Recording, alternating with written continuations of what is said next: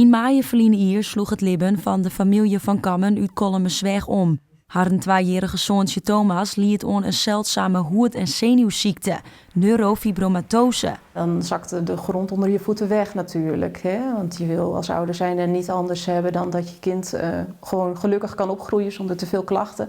En in één keer wordt de toekomst heel onzeker. Hè? Je weet niet of hij in een lichte gradatie zit of in een zwaardere gradatie zit. Hij liep toen al achter met zijn motoriek. Dus was er dan al iets in zijn lichaam wat al niet klopte.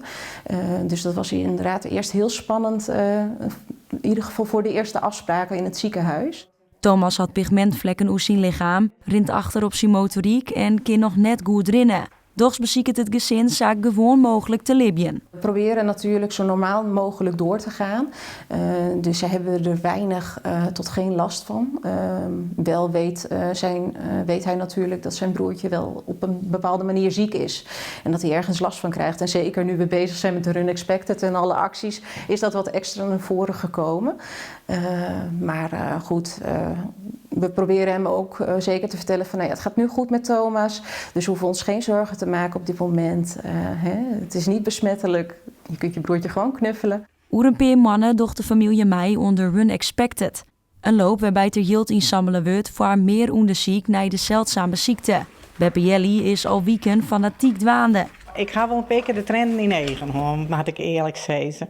Zeker als mensen grote bedragen straten en zeker als ze het niet eens kennen, dan doet dat wel wat met je. Want het is wel mijn kleinkind. En dat is wel dichtbij. Ik hoop dat we op €4.000 komen. Dus we wonen toen we gang €500. Maar het zou mooi zijn als we €4.000 om een onderzoek van deze ziekte van de verzameling kennen. Thomas en Mem hopen dat er meer omschenk komt naar neurofibromatose, omdat de ontwittendheid somtijden nog te groot is. We willen graag ons steentje bijdragen, zeker omdat we er nu heel intens ook mee inleven, dat er meer onderzoek naar gedaan wordt. En zeker om te zorgen dat ze goed oud kunnen worden zonder te veel pijnklachten of dat de tumoren kwaadaardig worden. En daar is gewoon meer onderzoek voor nodig.